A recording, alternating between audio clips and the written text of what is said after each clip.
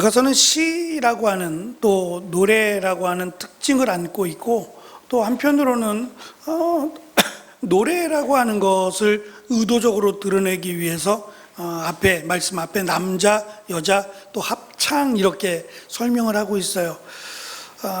조금 내용 자체가 우리가 지금 살아가는 이 시대에 적합하지 않은, 또는 우리가 이해하지 못하는 그런 상징적 표현들이 곳곳에 많이 있어서 그런 부분이 조금 어렵다라는 생각이 듭니다. 한편으로는 지금 서로 화답하듯이 저와 함께 여러분이 교독을 했는데, 남자, 여자 이렇게 서로 교독하면서 노래를 부르고요, 중간에 합창이라고 해서 마치 북돋아 주는 것처럼, 격려하고 힘을 주는 것처럼 한 번 더 강조하거나 아니면 조금 더 힘을 내라고 응원을 해주는 듯한 모습을 우리는 볼 수 있습니다. 오늘 말씀은 서로에게 반하다라고 했지만 상징적인 의미입니다. 하나님이 우리를 사랑하시는데 뭐 반해서 사랑하시겠어요? 또 우리 역시도 하나님께 반해서 사랑한다면 정말 문제 없어요. 근데 그렇지 못하니까 이 노래가 지금 강조하는 것들이 서로 반해서 사랑하는 사이가 되었으면 좋겠다라고 하는 사랑을 최고조로 가장 아름다운 모습을 사랑으로 표현하면서, 이 사랑의 아름다움이 사람에게도 그토록 아름다운데 하물며 하나님과 우리 사이에 그 사랑이 진실한 사랑, 그리고 아낌없는 사랑이라면 얼마나 좋을까라고 하는 내용을 담고 있습니다. 먼저 여인이 노래를 시작합니다. 이어지는 내용이 됩니다. 내 영혼이 사랑하는 그대여라고 말을 합니다. 자신의 영혼 또는 생명으로 사랑한다는 거예요. 신랑으로 설명할 수 있는 하나님, 그 하나님을 그냥 사랑하는 듯 또는 적당하게 사랑하는 게 아니라 생명을 바쳐서 내 영혼까지 사랑합니다라고 하는 고백을 지금 하고 있는데요, 이 고백이 아가서에만 총 7번이 나옵니다. 이것도 아마 그들이 생각했던 가장 완전한 숫자가 7인데 그러면 가장 불완전한 숫자는 6이겠죠. 그래서 6이라고 하는 요한계시록에 등장하는 짐승의 숫자 또는 사탄의 숫자가 666이 아니라 6이 3번 반복된 거예요.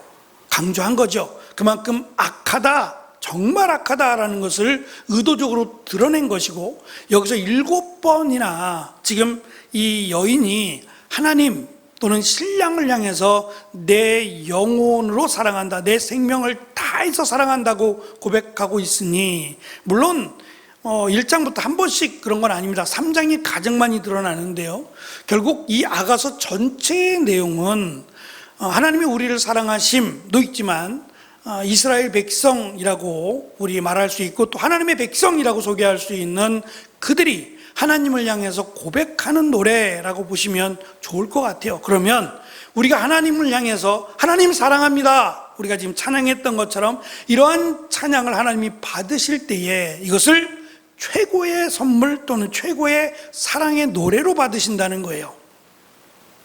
진실한 사랑의 노래를 듣고 감동을 받지 않을 사람이 있을까요? 노래를 조금 못하더라도 진실한 정성을 담은 이 사랑의 고백의 노래를 듣는다면 행복하겠죠. 근데 이 고백이 지금 생명을 다해서 하나님을 사랑합니다라고 고백함으로 시작을 합니다. 이 사랑의 고백을 듣고 이제 신랑이 이 고백에 대해서 이야기를 시작합니다. 먼저 하나님에 대한 우리의 사랑은 육체가 아닌 영혼의 사랑으로 설명을 합니다. 이것은 뭐 우리가 육신적으로는 하나님을 사랑할 수 없다 이런 말은 아닙니다. 육신의 한계요. 아무래도 육신으로 우리가 살아가면서 세상에 이렇게 속되고 또는 세상에 어우러져 살아가면서 더럽혀진 그의 육신의 사랑보다는 우리의 영혼의 사랑, 정결하고 깨끗한 그런 사랑을 강조하고자 육신의 사랑이 아닌 영혼의 사랑을 강조하고 있고요, 성숙한 영혼의 궁극적인 쓸모가, 다시 말하면 하나님께서 우리를 하나님의 형상을 닮게 하시고 하나님께서 그 호흡을 우리에게 넣으신 그 목적이, 그러니까 차별이 있는 거죠. 하나님이 만드신 짐승과 사람과는 분명한 차이가 있어요. 그 가장 큰 차이가 뭐냐면 하나님의 형상을 닮은 우리는 하나님을 찬양하게 만들어졌어요. 목적이, 쓸모가 우리의 육신뿐만 아니라 우리의 영혼이 하나님을 찬양하게 만들어졌어요. 그럴 때 우리의 영혼에 쓸모가 있다, 가치가 있다라고 말씀하고 있는 겁니다. 그 쓸모는 하나님을 올바르게 사랑하고 경배함에 있습니다. 예수님은 우리에게 요한복음에 보면 하나님을 영과 진리로 예배해야 된다라고 같이 가르칩니다. 이것을 하나님이 받으신다는 거고요. 이 의미는 신령과 진정으로 과거에는 그렇게 많이들 했었는데, 영과 진리라고 하는 영은 성령을 의미하고 진리는 예수 그리스도를 의미해요. 다시 말하면 하나님께서 받으시는 예배는 여기서 드리고 저기서 드리고 누가 드리고 이런 어떠한 문제들이 아니라, 지금 수가성의 여인은 그렇게 물어보는 거잖아요.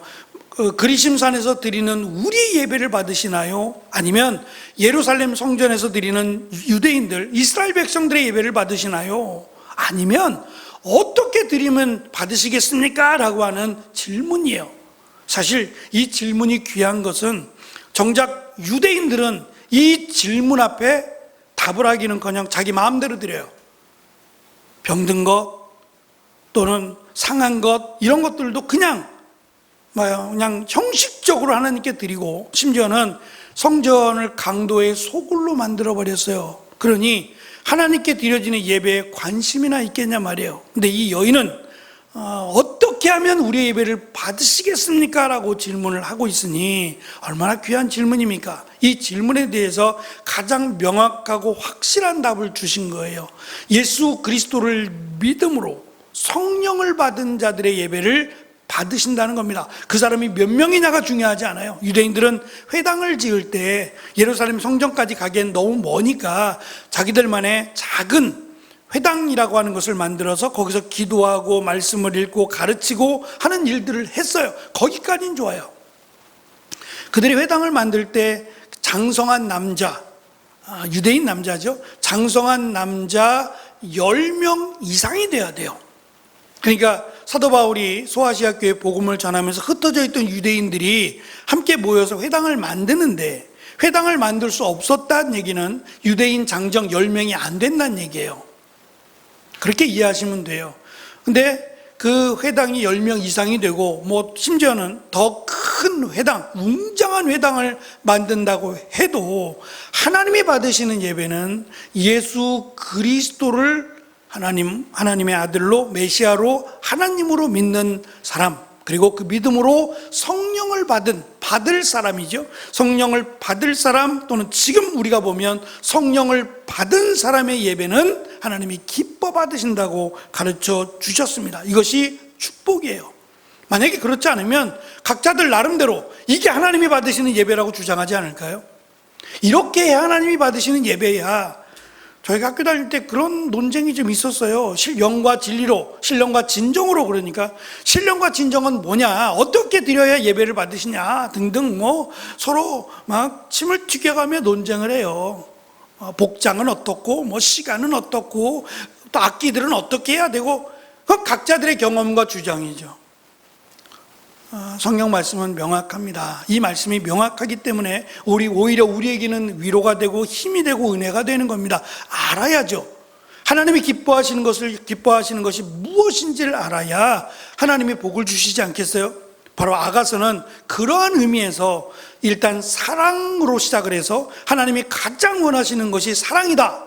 하나님을 사랑하는 것, 내 영혼까지, 내 영혼, 내 생명으로 사랑하는 것을 하나님이 가장 기뻐하신다라는 것을 강조하면서 이어지는 내용은 사실 우리가 읽은 말씀은 좀 불평하는 것 같아요. 내가 당신을 찾아서 헤매야 합니까? 라고 어찌 투정 부리는 듯 번역이 됐어요.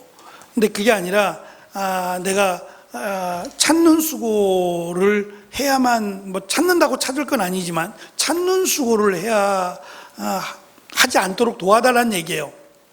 그랬더니 합창하죠. 이렇게 하면 찾을 수 있다고 합창을 하면서 가르쳐 줍니다. 좀 약간 풍요적인, 풍자적인 그런 이게 들으면서도 웃을 수 있는 내용을 주고 있는 것 같아요. 여인은 신랑이 양떼를 먹이고 정오에 쉬게 하는 장소 이동하거든요.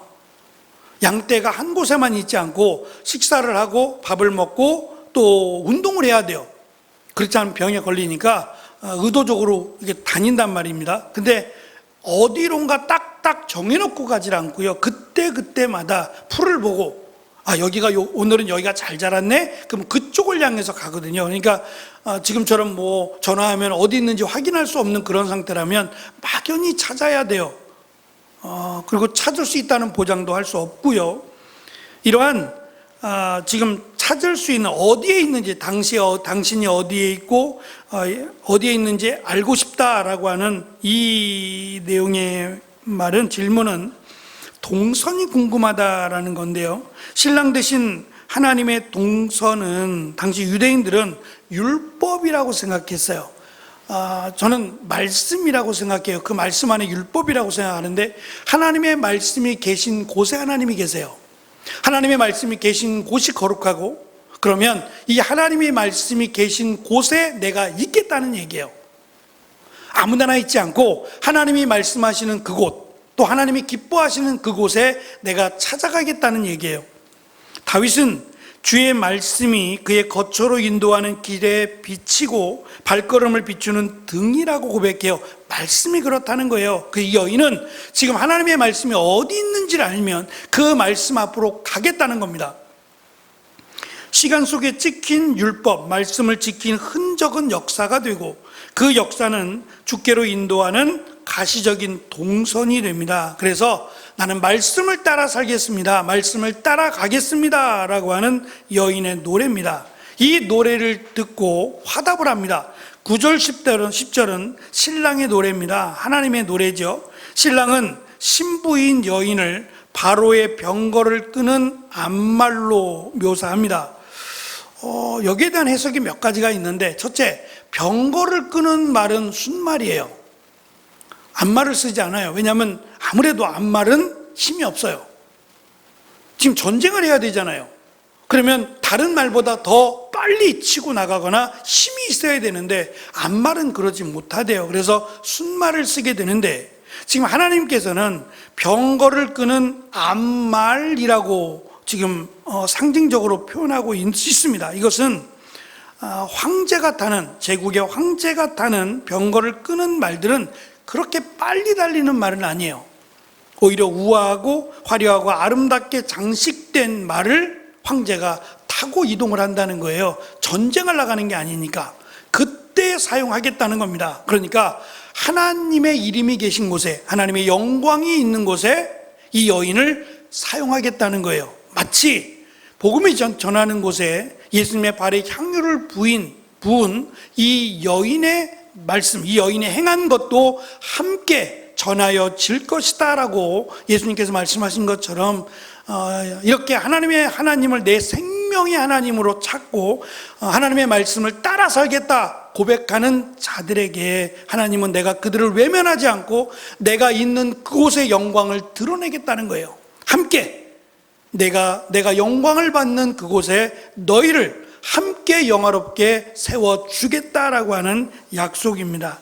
이어지는 내용이 여인의 두 볼과 뒷목을 이렇게 보여주는데 사실 이것이 상징하는 것을 찾기는 어려움이 있어요. 이 볼이라고 하는 두 볼인데 이 볼이 뭐 큰 어떠한 의미가 있을까? 또 뒷목이라고 하는 것은 뒷목이 아름답다 뭐 이런 표현들은 안 쓰거든요. 근데 이 표현들을 쓴 이유가 아무것도 없어요. 그냥 이 볼이라고 하는 앞에 설명됐던 이 여인이 헌신적인 수고를 함으로 살이 탔어요. 까맣게. 그러면 얼굴도 탔을 것이고 뒷목도 아무래도 뭐 다른 부분에 비해서 드러난 부분에 비해서는 덜하겠지만 아무래도 거칠고 또 뭐 그렇게 아름답다라고 말은 할 수 없을 거예요. 지극히 평범함을 나타내고 대신 이렇게 지극히 평범한 것들까지도 내가 구슬 귀걸이와 다른 금 귀걸이로 장식하게 만들어 주겠다는 거예요. 다시 말하면 하나님의 영광이 계신 곳에 어울리게, 내가 그들을 빛나게, 밝게, 가치 있게 만들어 주겠다라고 하는 상징적인 내용입니다. 이어서 여인의 독창이 또 이어집니다. 이렇게 말을 합니다. 12절인데요. 왕이 자기 침상에 누울 때 나의 향유가 향내를 풍기네 라고 설명하는데, 여기 침상이라고 번역된 단어가 메사부라고 하는 단어인데, 이 단어는 큰 둥근 식탁이에요. 사실 제가 뭐 다른 집에 많이 다녀본 건 아닌데요, 둥근 식탁을 갖고 있는 가정을 많이 보질 못했어요. 둥근 식탁은 사람이 많을 때 주로 사용하는 식탁이에요. 그리고 이 둥근 식탁이 상징하는 것은 황제나 높은 위치에 있는 사람들이 잔치를 벌일 때 여러 가지 다양한 음식들을 놓기 위해서 사용한 식탁이 둥근 식탁이라고 합니다. 우리는 그냥 식사가 목적이니까 가정의 식사를 위해서 편하게 앉기 위해서 주로 사각형의 형식으로 식탁을 만들어요. 근데 여기서 둥근 식탁이라는 것은 편하게 먹기 위한 것이 아니라 다양하게 먹기 위한, 다양한 음식을 지니라고 많은 사람들이 앉아서 먹는 게 아니라 서서 먹어요. 이야기하면서 서서 음식을 이렇게 돌아다니면서 집기 편하잖아요. 원이 둥글면. 그래서 둥그렇게 서로 움직여가면서 음식들을 내 접시에 담고 이것들을 먹으면서 서로 담소를 나누는, 높은 위치에 있는 사람들이 주관하는 잔치에서 볼 수 있는 식탁이에요. 다시 말하면 이 여인의 지금 이 고백은 예를 들면 이스라엘 백성들이 포로로 끌려간 뒤에 수많은 사람들, 다양한 사람들, 이방 민족들이 함께 어우러져서 마치 함께 많은 사람들이 식탁을 나누고 있는, 식사를 하고 있는 그곳에서조차 내가 유대인이고 내가 하나님의 백성이다 라고 하는 정체성을 잊지 않겠다라는 겁니다. 향기를 잃지 않겠다는 말이 그런 의미로 사용이 됩니다. 하나님의 백성으로 내가 어떠한 일을 당하든지, 심지어 많은 사람들이 함께 어우러져서 식사를 하거나 모임을 갖는 그곳에서조차 나는 하나님의 백성, 하나님의 자녀라고 하는 정체성, 이 향기를 잃지 않겠다는 거예요. 여인은 신랑을 모략을 담은 주머니, 고벨화, 꽃송이로 표현합니다. 당시 고대 사회에서 이 모략 주머니 얼마나 컸는지는 알 수 없지만 모략 자체가 비쌌어요. 그래서 이 모략을 담은 주머니를 이렇게 고리를 만들어서 목에다 걸었대요.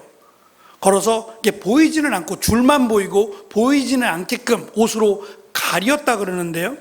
이 두 가슴 사이에다가 이 모략 주머니를 걸었대는데, 그 이유가 온 몸이 이 모략으로 말미암은 향기가 나게끔 하기 위해서 그랬고, 두 번째는 부정한 것들, 이 모략이 상징하는 게 사실 시신에다가 옆에다 이제 모략을 이렇게 두기도 하거든요. 이 모략 자체가 향기가 굉장히 짙고, 또 한 가지 특징이 벌레를 쫓는데요. 그래서 부정한 것들이 가까이 하지 못하도록 보호하는 어떤 종교적인 유익으로 인해서, 이렇게, 이건 아무나 할 수 있는 건 아니고 이제 좀 여유가 있고 부자인 사람들이 주로 이렇게 모략 주머니를 사용했다고 합니다. 이 모략 주머니와 같다라는 것은 향기를 잃지 않은, 그런 향기가 가득한, 또 사라지지 않는 향기를 머물고 있는, 또는 정결한이라고 하는 의미가 있고, 이어지는 엔게디 포도원의 고벨화라고 되어 있는데, 이것이 특징인 것은 크기가 3m래요. 무슨 꽃이 3m나 되죠? 높이가 3m나 되는 굉장히 큰 꽃이고, 또 작은 꽃들이 다닥다닥 붙어서 꽃송이를 이루고 있대요. 그것이 장관이랍니다. 그래서 지금 이것이 또 향이 너무 진해서 향수의 재료가 되기도 했대요. 지금 고벨화라고 하는 꽃과 또 몰약이라고 하는 공통점은 향기입니다. 근데 이 향기가 그냥 향기의 지속성, 이 향기가 다른 것들의 영향을 받지 않는 지속성이 있을 뿐만 아니라 거룩함도 역시 같이 설명되고 있는 이 상징적 의미가 신랑 되신 하나님께서 원하시는 것이 하나님 나라를 상징하는 포도원이 거룩한 향기로 가득하기를 원한다라고 여인이 고백을 해요. 근데 이 포도원을 훼손시키고 또 이 포도원의 아들을 죽인 사람이 누구냐? 바로 이스라엘 백성이었잖아요. 그래서 이 포도원이 하나님이 거하시기에 적합한 거룩한, 그리고 향기가, 하나님 받으시는 향기가 가득한 곳이 되기를 원합니다라고 노래를 합니다. 이에 신랑이 또 말을 합니다. 여인의 눈을 바라보며 비둘기와 같다라고 이야기해요. 사실 이렇게 말하면 우리는 비둘기, 여인의 눈이 비둘기와 같아? 그러면 비둘기의 어떠한 모습일까? 우리가 생각하는 비둘기, 아마 그 비둘기를 떠올리기가 쉽습니다. 유대인들은 이 비둘기를 평화의 상징으로 여겨왔대요. 이유는 비둘기는 다른 생물을 죽이거나 그 생물의 시체를 먹지 않고 과일이나 채소나 곡식이 양식이 됩니다. 그래서 비둘기의 눈은 무섭거나 날카롭지 않고 생명을 해하려고 하는 모습이 없다는 거예요. 늘 부드럽고 온유하다라고 여긴답니다. 특별히 비둘기는 안구를 움직이는 근육이 발달되어 있지 않아요. 그러니까 짐승을 잡아먹기에 적합하지 않는 거예요. 높은 곳에 올라가서 멀리 바라보는 독수리와 같은 눈이 아니라는 거예요. 눈이 돌아가지 않는답니다. 그러니까 짐승을 잡아먹고 공격하고 이런 것에 최적화되어 있지 않아서 눈이 이게 돌아가지 않는데요. 한 방향에 고정되어 있대요. 오히려 잡혀먹기 좋잖아요. 고정되어 있고, 특히 이 비둘기의 눈의 특징이 이중적 초점을 가진대요. 멀리 보는 초점도 있고 가까이 보는 초점도 같이 있대요. 그러니까 멀리도 잘 보고 가까이도 잘 보고. 근데 이제 그것이 정말 독수리와 같이 몇 킬로까지 이렇게 보는 눈은 아니고요. 멀리 봤다가 가까이 봤다가 할 수 있는 것은 또 잘 되어 있는 그런 눈이래요. 그러면 지금 이 여인을 향해서 비둘기의 눈과 같다라고 말한 그 의미는 어떠한 경우, 내가 어느 곳에 있든지 어떠한 경우든지 오직 하나님만을, 고정된 시각이라고 했잖아요. 하나님만을 바라보는 것을 상징한다는 거예요. 이 여인의 마음이, 이 여인의 고백이 지금 예수님만, 하나님만이 나의 생명이다라고 말하고 있으니까 지금 이 여인에게는 하나님이 오직 하나님만을 바라보고 있다라는 것을 상징적으로 의미합니다. 특별히 성경에서 비둘기는 물의 심판, 노아의 홍수가 끝났을 때에 비둘기를 보내게 돼요. 그러니까 비둘기가 돌아오죠. 물이 다 마르고 나서 비둘기가 이제 자기 길을 찾아서 떠나게 되지만 무리의 심판이 끝났음을 알리는 전령으로 처음 등장하고, 성령은 특별히 성령께서 하늘에서 내려오실 때에 비둘기와 같은 형상으로 비교가 되고, 우리에게 예수님께서 하신 말씀이 뱀의 지혜와 더불어 비둘기의 순결을 강조하셨어요. 이러한 의미로 볼 때 이스라엘 백성들은 이렇게 하나님만을 바라보고 거룩하고 순결한 백성이 되기를 원하는 하나님의 마음을 노래하고 있다고 봅니다. 마지막으로 여인은 신랑을 향해서 백향목과 향나무로 표현을 합니다. 이 두 개의 나무의 특징이 있다면 일단 백향목이라고 하는 것은 이스라엘 나무는 아니에요. 근데 이 나무가 잘 갈라지지 않아요. 그리고 무거워요. 상당히 무겁고 고산지대에 살다 보니까 이 나무가 굉장히 견고하고 향이 짙고 또 벌레가 먹지 않는답니다. 그래서 굉장히 고가의 나무예요. 레바논의 백향목 들어보셨듯이 굉장히 고가의 나무예요. 이 나무를 가지고 성전을 짓게 됩니다, 솔로몬이. 그러니까 굉장히 비싸고 고가의 나무인데 그것은 우리의 관점에서 그렇게 바라보는 거고, 지금 이 여인이 하나님에 대해서, 신랑에 대해서 백향목과 향나무로 표현한 것은 이 나무들이 모두 견고하고 아름답고 또 존귀함을 상징하고 있기 때문이에요. 가장 비싼 나무, 가장 가치 있는 곳에 사용되는 나무로 쓰여졌기 때문에 그렇게 많이들 알려져 왔어요. 그렇다면 지금 여인의 마지막 노래의 고백은, 1장을 끝내면서 고백은 하나님은 하나님이시다. 하나님은 무엇과도 비교할 수 없는 유일하신 하나님. 우리의 향기를 받으시지만 하나님은 그 자체가 향기가 되어주시고, 하나님은 그 어떤 것으로도 더럽힐 수 없는 고귀하신 하나님이라고 하는 것을 이 나무를 들어서, 나무뿐만 아니라 또 새도 나오고 여러 가지가 나오거든요. 하나님에 대한 상징에 대한 부분들이. 그러니까 그것이 사실 우상적인 면이 아니라 시적인, 노래적인 표현이라고 보시면 될 것 같아요. 노래를 부르면서 얼마나 행복할까. 서로 화답하잖아요.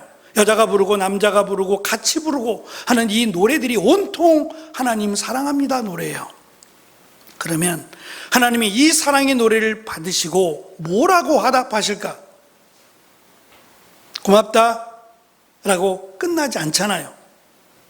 나의 영광을 너와 함께, 또는 내가 너를 지켜주고 도와주고 보호해주마 라고 하는 것들이 암시적으로 깔려 있어요. 그것이 성경에서 하나님께서 선지자들을 통해서 하신 말씀이에요. 그것만 있었다면, 지금 솔로몬은 그렇게 노래하는 겁니다. 하나님을 사랑하는 것 이거 하나만 있었더라면, 오직 하나님만을 바라봤더라면 이스라엘이 이렇게 무너지거나 이렇게 멸망하진 않았을 겁니다. 그렇다면 우리에게도 마찬가지일 것 같아요. 우리가 하나님을 사랑한다면, 진정으로 생명을 걸고 하나님을 사랑한다면, 하나님은 생명을 내어주시면서 우리를 사랑하셨잖아요. 우리가 사랑한 것보다 더 놀랍고 크신 은혜로 하나님은 우리를 사랑하셨습니다. 그것뿐만 아니라 계속 우리와 함께 하겠다고 약속하고 계세요.